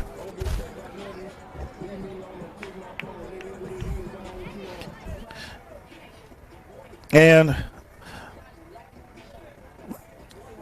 I don't know what it is that they're going to have to do but they're going to have to make it quick now for sure. Whatever it is that they do, they're definitely going to have to make it quick because time is now going to be critical. And we like to remind all of you all watching that all the contests after this one are on the Cam Newton Facebook page. So if you're on Facebook, just go to that search, type in Cam Newton, and his page will come right up, and you can watch all of the great football action today. Coming up next after this one is the great 12U contest.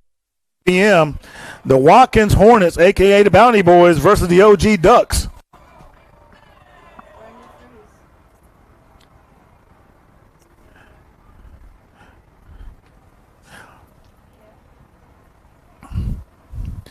So that ball is going to be spotted at the 49-yard line.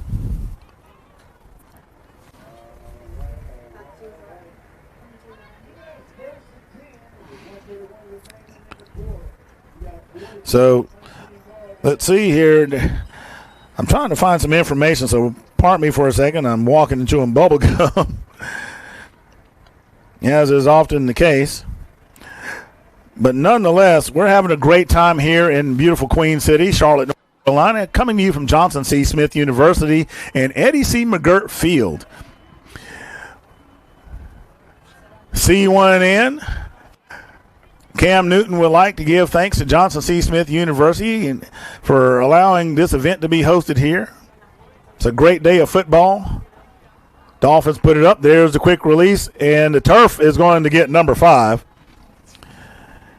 Houston Allison is going to get caught by a blade of turf.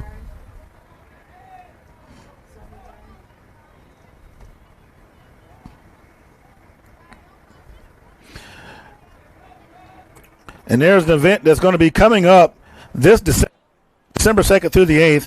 The C1N Bless the Babies Bowl. More information coming up on that, and it's offsides against ATL.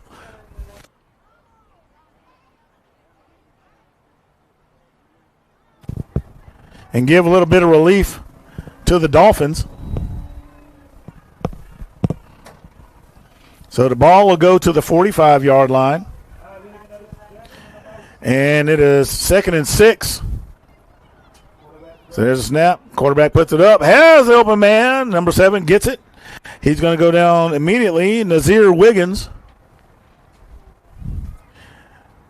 gets about a buck out of it. So it'll be 3rd and 5 for the Dolphins. Ball is at the 44-yard line. And that's going to do it for the 3rd quarter. ATL Elite leading 42-19. We'll be back in just a few. Just give us a rundown on what's going to happen when they see your team on the field. Yeah, we're expected to dominate down in Charlotte. You know what I'm saying? We're looking forward to it. Cam event, man, which, Cam is he's very supportive in the organization, ATL Elite. I mean, I love my guy. I raised him. You know what I'm saying? It's my dog. You feel me? So, him bringing his babies back to my organization was big for me, man. Like, I would definitely appreciate it. We're going to support everything he does moving forward. Him and Dad, brother, all of them, man. They family. So we're looking for to dominate. We're looking for to dominate at all ages. I know 8's going. I think my 9s are going, my 10s. So we're looking to dominate. You know what I'm saying? 8 just coming off a big win against GA. I had to take care of Ken. So, we looking forward to it, man, having fun and enjoying Charlotte. And we plan to go out there and dominate.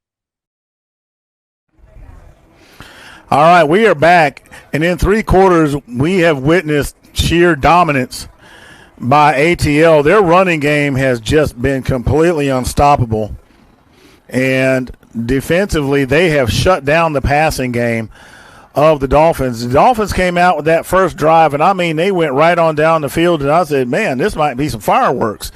But ATL has adjusted. Number 1 rolls right, puts it up. And there is a flag. That is going to be interference. No doubt about that one. That's going to net a fresh set of downs for the Dolphins.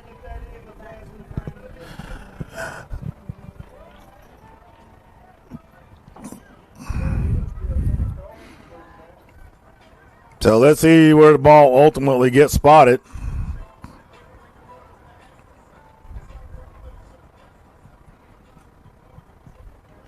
And the coach is screaming at the officials. So let's see the final spot. And it's going to get spotted at the 31-yard line. So it's 1st and 10 from the 31. Dolphins are going to be looking for some bang-bang type of events. So they make sure they get the receivers on the line where they're supposed to be. They put it up. It's up high, and it's caught. In double coverage, number 5, who has been doing yeoman work, and that is Houston Allison. And there's a flag on the play. And that penalty is going to be declined.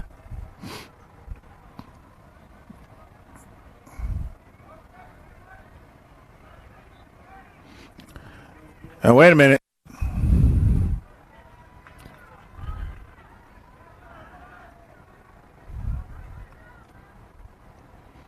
And so he picks up the flag.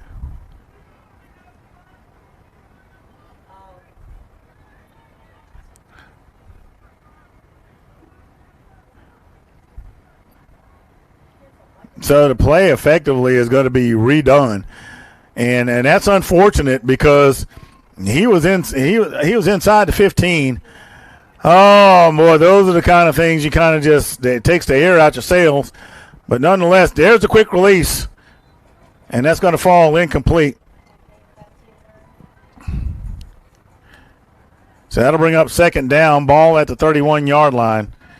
And, you know, you kind of look at it and you're like, okay, there's an error somewhere, so we're going to replay the down. And you're kind of like, huh? And, you know, that's just the rules of the game. So obviously the Dolphins looking to repeat what occurred and really was a break for the ATL. So they're going to go 5 wide. Score is 42-19, 9:34 remaining. There he goes, gets a little bit. And that right there is what I was referring to earlier. Number 1, the ball carrier, and that is Denard Gamble.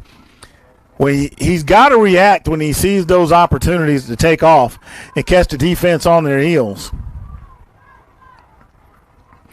Outstanding young quarterback, and he's going to develop. He'll learn and grow from this. So he rolls out to his right. And that one's going to be well short of the receiver.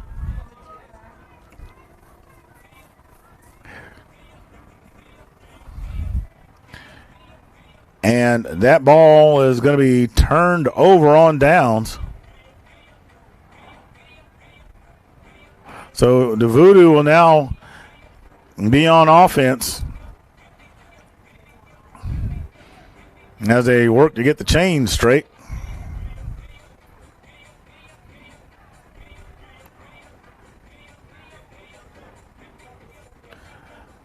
And I guess they're trying to get something corrected with the sticks.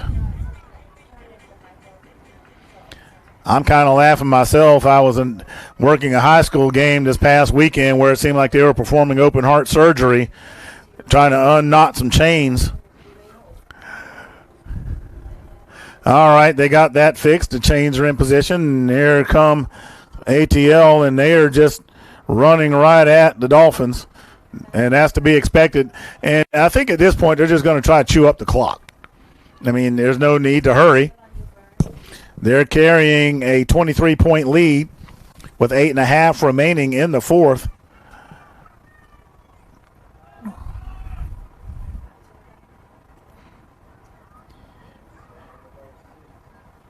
So here comes ATL.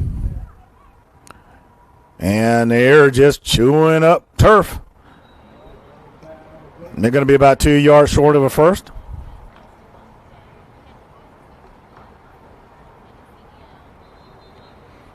And we're going to take an injury timeout. We'll be right back. So that's what, you know, we built our brand on out here is playing anybody. We've been to Hawaii. We've been to Florida. Now we're about to fly back across the country and go to Charlotte. So there's nobody that has more miles than us when it comes to playing football this year. Coach, there are some great programs around the country that I'm sure you know well, whether it's Rare Breeze, whether it's Miami Garden. We're at Golden Corral. We're feeding the children. Everybody got to eat, so they can leave me alone. Because I'm going to sleep. Everybody, we did a thing.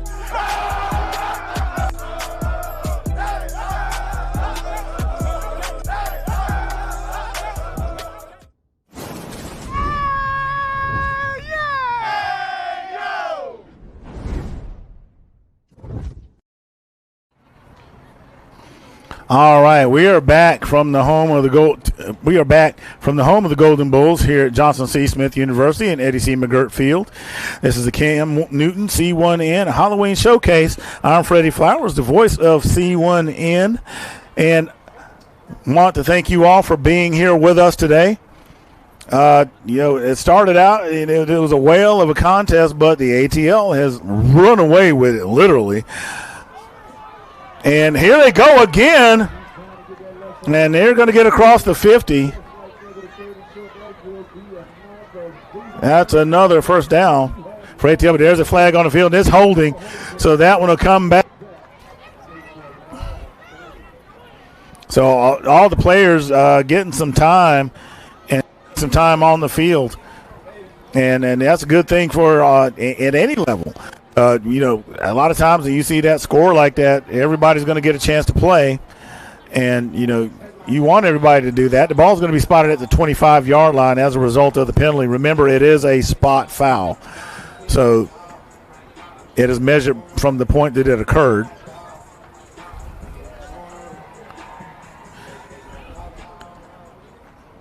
But, yeah, no pun intended. ATL is, you know, the Elite Voodoo has run away with this game. And the Dolphins are going to take a timeout. We'll be right back. Next, we have an interview with Coach Keith from the OG Ducks. Matter of fact, he's on right now. Coach Keith, how you doing, man? Man, I'm good. Just in practice, you know, getting our final little few packages in before we get down there to Charlotte and compete. Hey, Coach. Now, what made you start the OG Ducks? About 14 years ago, I actually got kicked out of my league for hosting camps in the off season for $1. Said we couldn't talk to the kids, so they kicked me out my league, and I was with the Corona Panthers. And so I took my team to another league and told them, hey, if you let me in with this one team, I'll bring your whole organization the next year. And what happened was halfway through the season, my organization kind of left me out to dry. So then at that time, I had J.J. Taylor, who plays for the Houston Texans. We were trying to figure out who he wanted to be, and that was right when Oregon started kind of popping off with all the uniforms. So we chose, the kids chose to be they wanted to be the Ducks. That's how we started the Ducks. And I liked it at the time. It wasn't too many. All right, we are back.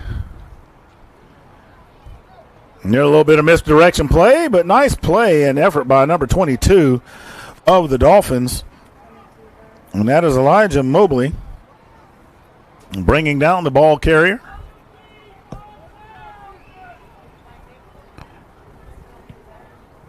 So it is 4th down, and they're going to need about 6 yards. And they're going to get it. And then some. He goes right up the heart of the Dolphin defense. Only one guy can get him.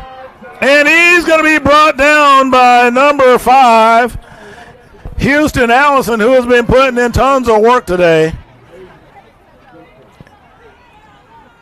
And that poor kid is just gassed.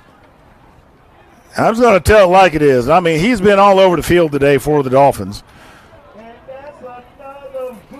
And I don't care what the scoreboard says. You know, you got to applaud these boys for their effort, because that's what it's all about at the end of the day. They got plenty of time to win the big ones.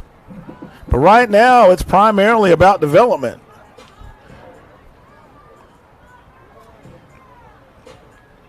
Big number 92. I tell you what, I wouldn't want to get caught under him.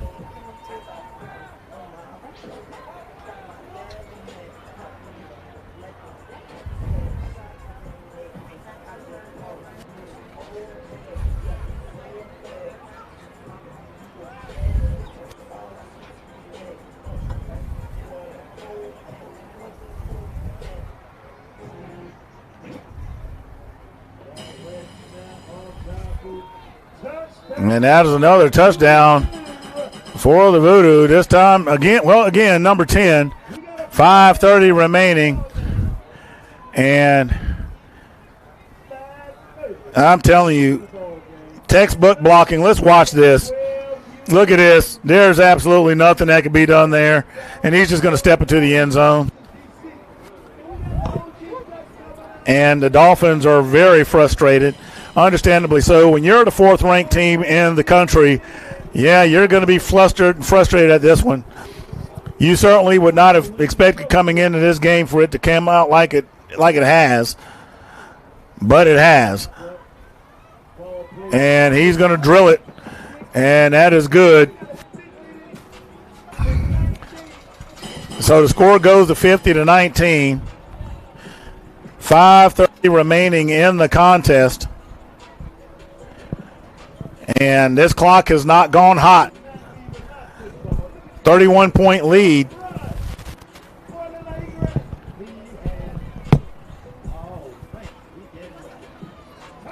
And usually at the point that you get a 30 to 32 point lead, the clock goes hot. So we will see what happens going forward. I don't know if the officials are going to discuss it.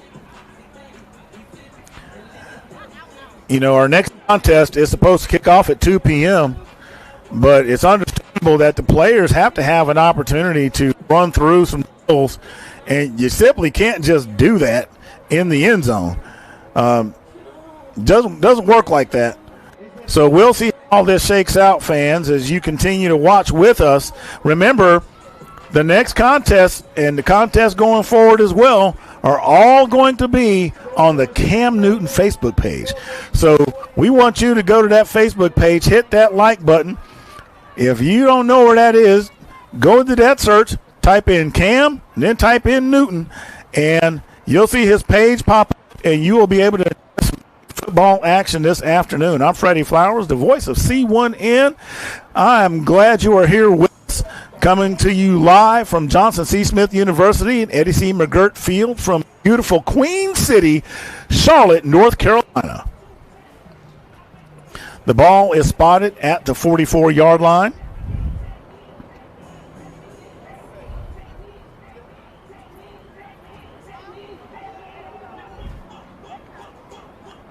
And, as a prior coach, what would I say to the Dolphins? Well, what I would say is, one, hold your head high, because, one, you're playing in a tournament. You are invited to come and play in a tournament against some of the best in the nation. You're ranked number 4 for a reason. Everybody has a bad day at the office. We're entitled to a few in our lifetime. The question is, what are you going to do to, develop and grow from it? If you are the ATL and you're holding that number 1 ranking, well, there's some things that they know they need to clean up. Obviously, they have demonstrated, you can be passed against. And they have adjusted well, but they have shown some vulnerabilities. I'm tongue-tied. But all that being said, you take away the victory and enjoy it, and you get ready for the next one. So clock continues to run towards 4 minutes. The next contest will be the 12U Watkins Hornets, a.k.a. the Bounty Boys. My understanding is they are out of Washington, D.C., versus the OG Ducks. And if I heard it right, they're out of California. So that one's going to be an exciting contest. Well, maybe we'll call it the coast to coast. I don't know. But here we go with the next play. And so they're going to run to the right. Number 12, the ball carrier, is going to get knocked out of bounds right about that 44-yard line. Number 12, Josh Jackson.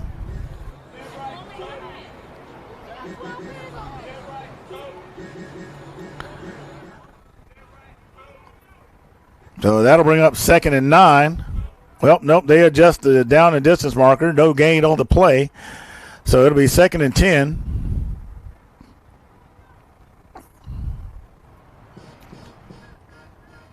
So the clock does continue to run as we wind down the first contest of the day.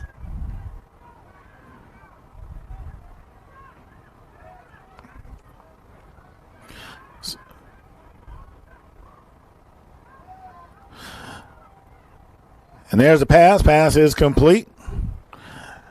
It is completed to number 6, Carmelo Brown. And again, just as I noted a few minutes ago,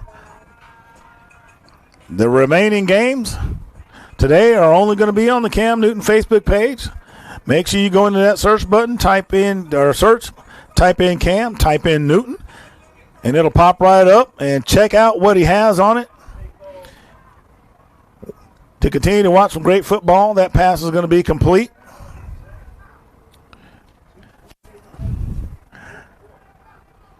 That'll net a fresh set of downs as the ball gets to the 43.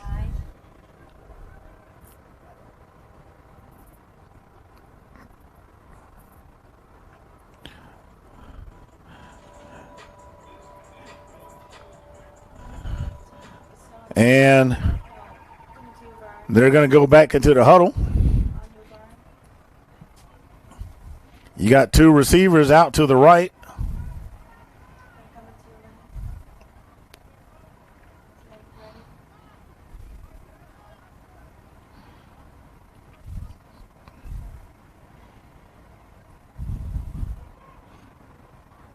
Bit of a shift on the defensive side.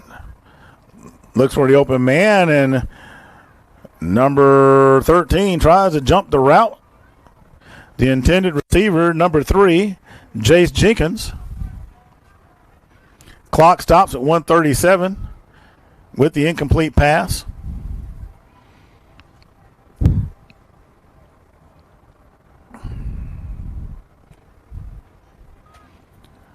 Dolphins get into the huddle.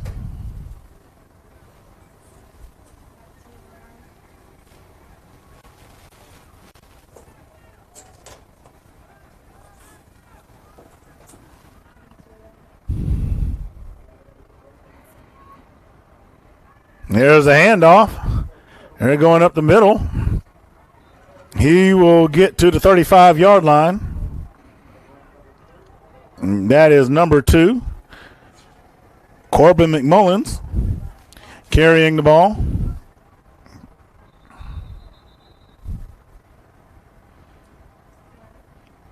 And ATL is going to take a timeout with 1:15 remaining in the contest.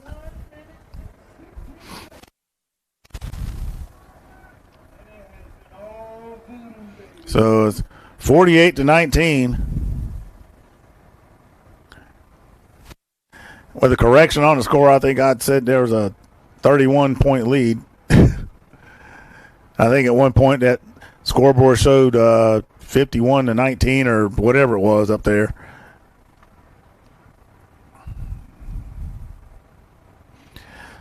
So, looking at today's contest, it was, all complete domination by the Voodoo. They looked every bit like the number 1 team they're called out to be, bar none. Haven't passed the ball, I think maybe twice all day. Haven't had to. Their line has just been dominant. And I'm going to be honest with you. If I had to pick an MVP, it would not be the running backs. Absolutely not. It would be that offensive line. They are the MVP of this game. Number 2, he's going to have a fresh set of downs. Let's see where they spot him. They're going to get him to the 28. So the clock stops while the chains move. Once they get set, the clock should start.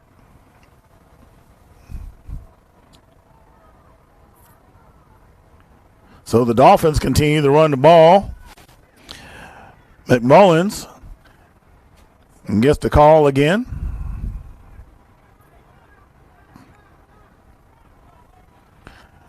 And, you take the opportunity to go tempo here. They're going to go for a wide.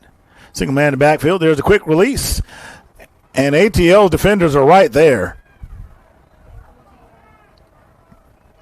So that'll bring up 3rd down. The ball will get to the 22-yard line with a half a minute remaining in the game.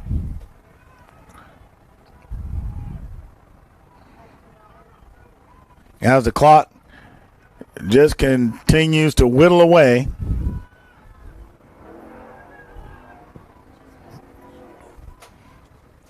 The man goes into motion.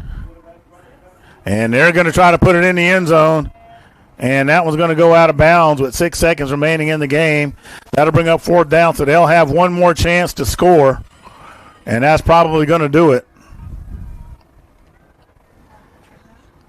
And we want to remind you all one more again that the rest of today's contests are on the Cam Newton Facebook page. So go on to Facebook, type in Cam Newton in the search engine. If you're not already connected, you'll see his name pop up. Click on that, and you will be taken to his page where you can enjoy some more great football action as we prepare to have the Bounty Boys, known as the Watkins Hornets, out of D.C., taking on the OG Ducks out of California, if I understood that right. And that pass is going to be picked off to close the contest. And that about sums it up.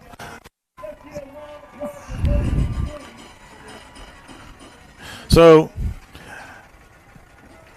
the word of the day is domination. That's DOMINATION. Ination. Domination by the ATL Elite Voodoo. They ran all over the Dolphins. You know, the first half, you watch both of the teams, and you could maybe even call it a bit of a feel-out process. So you would think that coming in the second half that there would be some adjustments made, and there were. But it seemed to be all by ATL. They shut down that aerial attack of the Dolphins.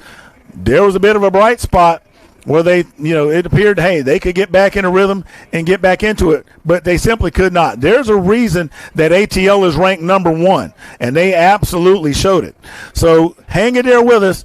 Remember, go to the Cam Newton Facebook page to watch the rest of today's great football action. Like I said, we got coming up the Bounty Boys coming out of D.C., taking on the OG Ducks, if I remember right, coming out of California. I am Freddie Flowers. We're glad you are here with us at the C1N Halloween Showcase. We'll be right back.